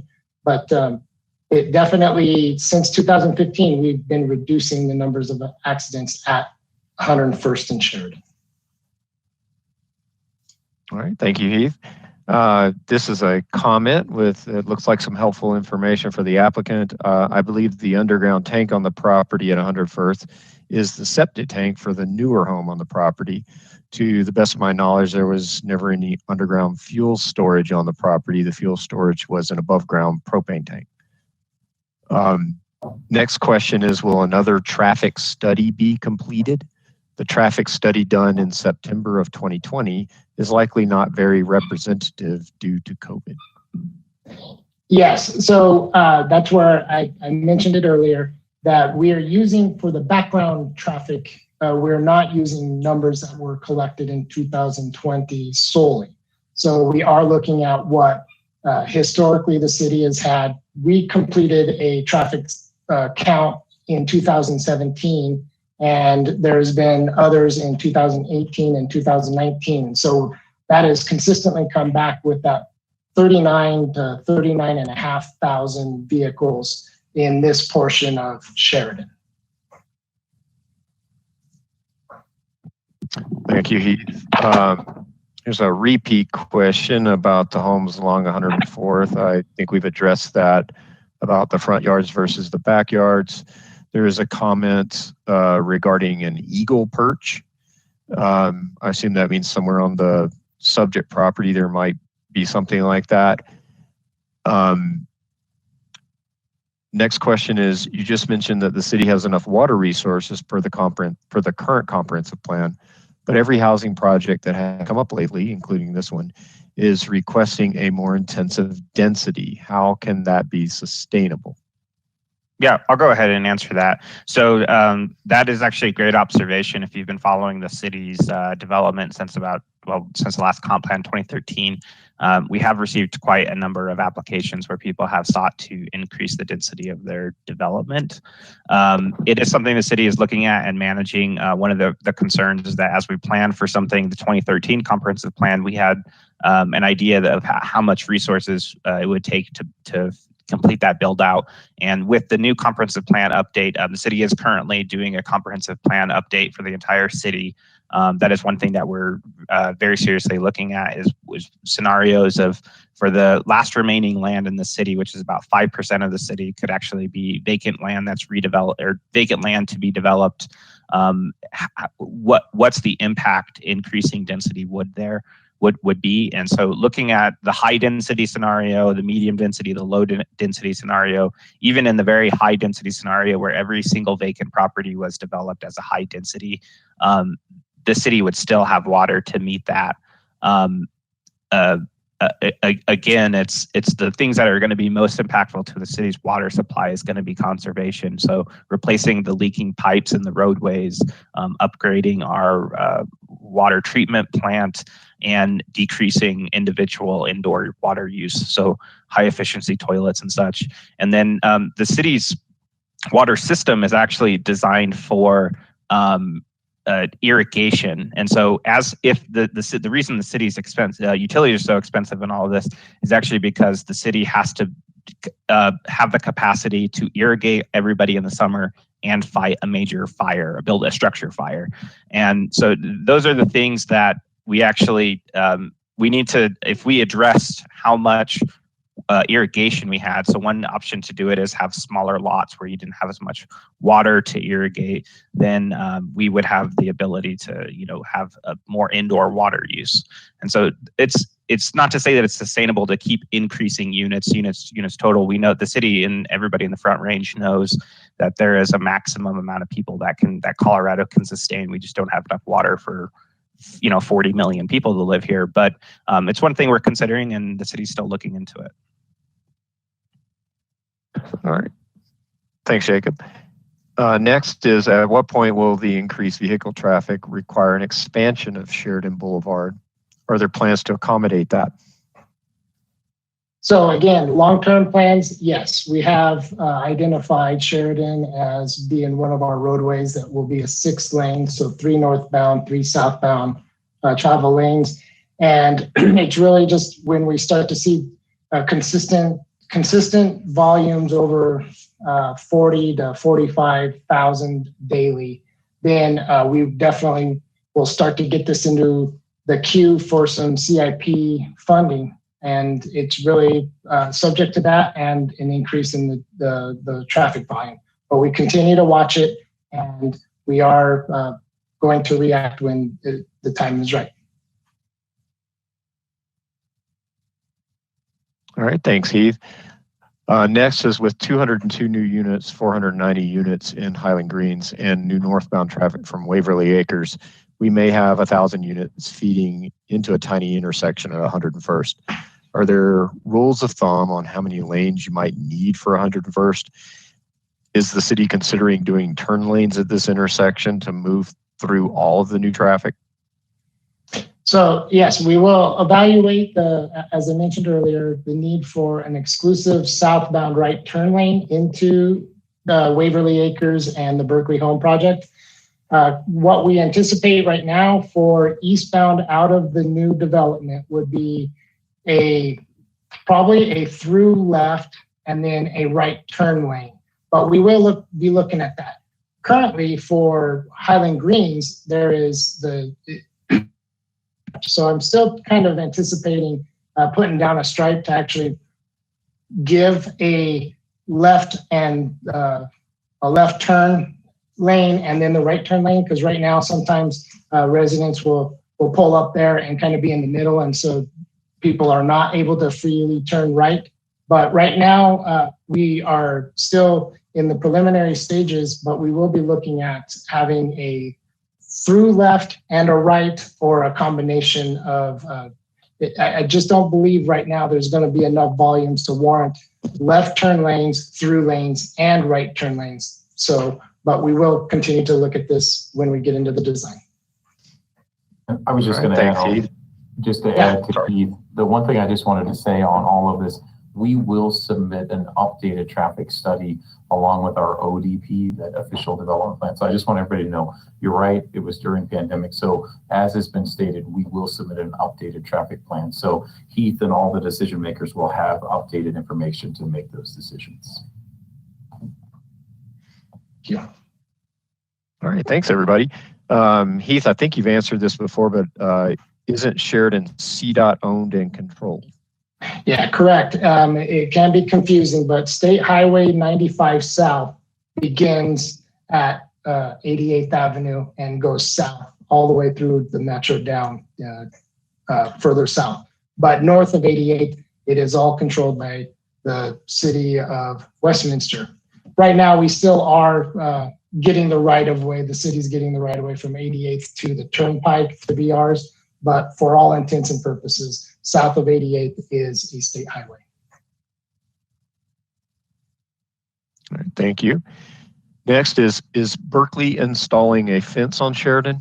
If so, what type and height is being considered? Will it be maintained by the HOA or by the individual homeowners? I can answer that if you don't mind, Marcus. Mm-hmm. So the city has a requirement that if a development mitigate the environmental impacts of a roadway, and it's generally like keeping the sounds of the traffic and the lights and such from impacting those new homes. So typically what we see is we'll see a setback of a certain size that's landscaped. And then usually in that setback, there's going to be a berm or a wall, a sound wall, or a combination thereof. In this site, we've looked at a couple things, but nothing has been decided, and that would actually be something that would be decided at the official development plan stage. It could be a wall. If it would be 6 feet tall. If it was a combination, it'd be a berm and then a wall on top. Something like that exists. The Highland Greens neighborhood is replacing their fences with a wall now, so it could be something similar to that. But there would be some sort of mitigation there. And it will be maintained by the HOA. It wouldn't actually be part of the individual homes' fences. It would be separate from there in the landscape buffer, which would be a private tract owned by the HOA. All right. Anything else to add to that? That's terrific. That's great. All right. Next is, will those of us on the north end of the property have their fences removed or replaced? Yeah, so I can take that one. I think, Jacob, this is the existing homes in Waverly Acres. I assume your northern fence, as you said, they're adjoining the homes we're proposing. Honestly, we usually put our fences on the property line, but we will work with all of you. Obviously, you are an adjacent property owner, and we can replace that, put it up against it. It kind of really depends on the layout. So just know we will work with all of you that have a fence along that northern line to determine what's the right path for the fence.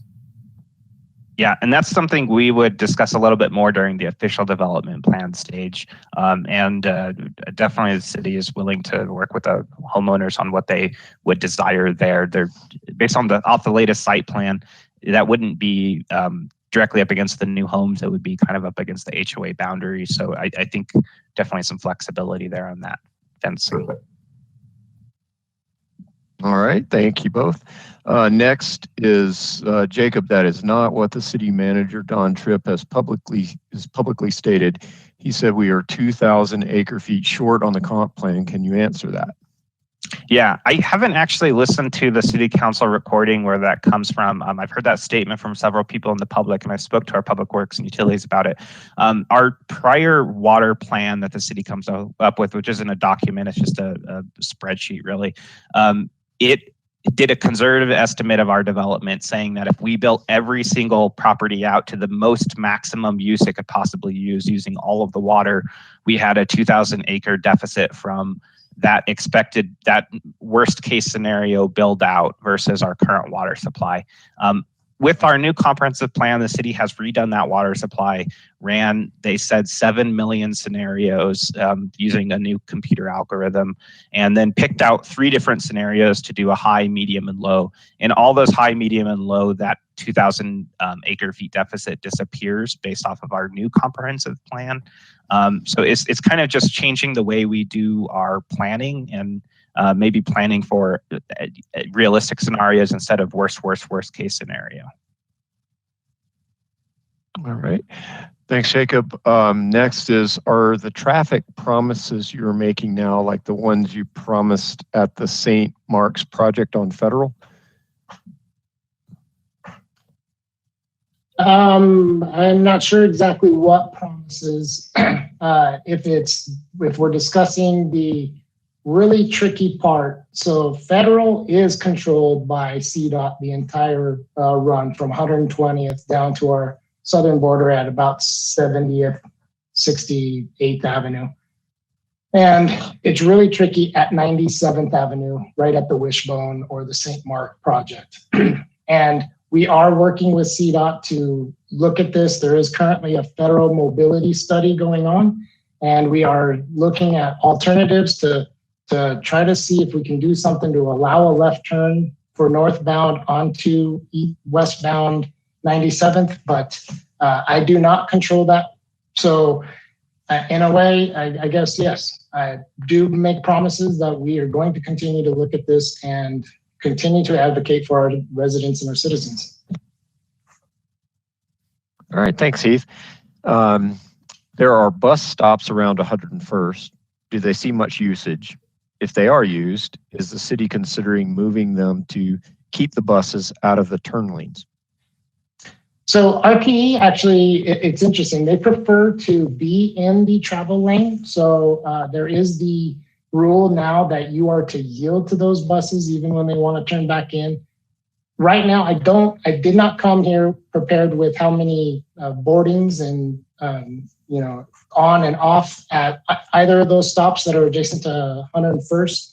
I do know that the RTD has changed their number of stops, especially along Sheridan, and the one near Sunrise, I believe, is no longer served. But the southbound bus stop just south of 101st, I believe that is still served, and there are boardings there, a few every day. So, but I did not bring those total numbers, but good question. And I guess the bigger question about moving them. So we will look at that, but in the question that people have had about widening, so if we go to 3 lanes northbound, then there will not be an acceleration lane from 101st. You will turn right into that third lane, and that would still remain where the bus stop is. And right now it's the same thing on the south side of 101st. We will not construct an acceleration lane where you turn and you have that ability to be in your own lane before you get into that southbound through lane. It's going to remain in that third lane. All right, thanks, Heath. It looks like that was the last question in the question box. I'm going to hand the meeting back over to Jacob and Marcus. Sorry, there was one. I think a clarification to what Heath was just trying to respond to. St. Mark's question was about Green Court. Please answer that. So thank you. Yes, so the city still does have a CIP project where we are looking at adjusting the utilities on Green Court. So that for some people that may or may not know, between 96th Avenue and 97th Avenue on the west side of Federal, there's a development that was called Holly Point or Holly Park. And it started to get built out and then it got shuttered. And as a result, the Green Court was not fully improved. And so you cannot actually drive on Green Court to connect from 97th to 96th. But the city is looking to redo the utilities and then reconstruct that road. And yes, that project is still moving forward, but there was some funding issues, but it is moving forward, and we will still be able to have those residents of St. Mark or Wishbone be able to drive down Green Court and use the signal at 96th Avenue.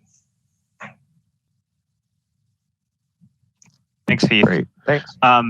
So that's all the comments and questions we've received for tonight. So I'll go ahead and share. I want to go back and just share Marcus's email address. This is Marcus's email address here. You can email him directly if you have more questions for the Berkeley team, or his phone number there. And just to go over the process again, so we're at the first part of the rezoning preliminary development plan application review stage. After this meeting, they'll go ahead and resubmit their plans based off of the feedback they've heard at this neighborhood meeting and the feedback they've received from reviewers. And these plans, these applications, both the comprehensive plan amendment, the rezoning, the preliminary development plan, the official development plan, all require review and consideration by the Planning Commission and or City Council at a public hearing. They are the final decision makers on these applications. It is not city staff who is the final decision maker. Those public hearings will be noticed with signs, with mailings, and with newspapers, and using whatever other tools the city has, email or such. And it will be noticed as well. I see somebody would like to see Marcus's contact info again, so I'll go ahead and share that. So those will be noticed. Marcus's team has usually taken an approach to just mail out to everybody. They mail out to the neighborhood meetings. Marcus, are you doing the same thing again for a assumed public hearing?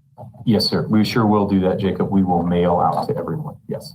Yeah. So if you received a direct mailing for this neighborhood meeting, you would get another direct mailing of a public hearing. Those public hearings, you can sign up to speak at them. Eventually, the city will get back to doing in-person neighborhood meetings or in-person public hearings. So that might be the case with this application. Again, the city has not scheduled any of those public hearings for either the comprehensive plan amendment or the PDP rezoning ODP. Lastly, here is my contact information. That is my email address and that is my phone number. That should be on the notice that all of you got as well. And then we do have resources up to give information about all of the developments going on in the city, the very large developments. And that is our project status webpage. That's the address to it there. This whole meeting has been recorded and it's been streamed on YouTube, and we'll actually post the video on YouTube. So if you want to go back and watch it, you can go to the city's YouTube and share that again. I see one last question. When do you believe that this project may begin once the process is finished? As far as the timeline for that, the public hearing process usually takes 2 to 3 months. And since that hasn't even been scheduled, it could be, approximately even a year before they would put a shovel in the ground, if not 2 years, assuming they got approval by City Council to do so. I think that is what your question is Angela. When do you believe that this project may begin once the process is finished? So they would still have, as I had shared earlier on this slide, even after they go through these hearings, they have to go through civil construction drawing review and building permit review as well. Marcus, did you have anything else you'd like to add before we go ahead and wrap up this neighborhood meeting? Yeah, I just wanted to thank all of the neighbors. We have received so much good feedback over the last couple of years. And again, tonight, we are trying to really implement that. So I want to thank the city and the staff for facilitating this and the neighbors for all their input. And we look forward to working with you more in the future. So thank you all very much. Yeah, and thank you all for joining us. Again, if anybody has any questions or comments, or you'd like to say something or make a statement or such, go ahead and send it to my email or give me a phone call. If you send me an email, I will include that in the public records, and it will be provided to the Planning Commission and City Council when they review, or if they review this development application. And with that, I think we'll go ahead and end the neighborhood meeting for this evening. Thank you all for joining us.